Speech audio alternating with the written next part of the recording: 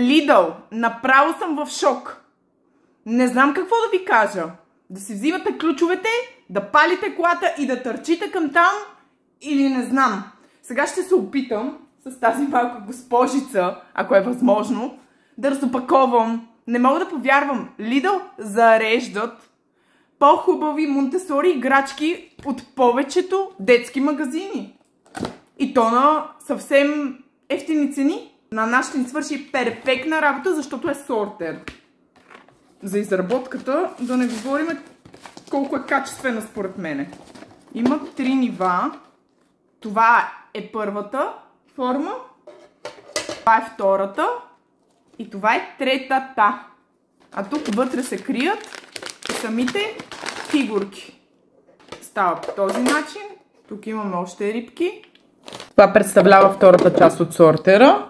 Се редят фигурките. Ще е много интересно за обясняване и да помагаме на децата да развиват говорната си реч. И това е третата част. И се пъхат съответните елементи.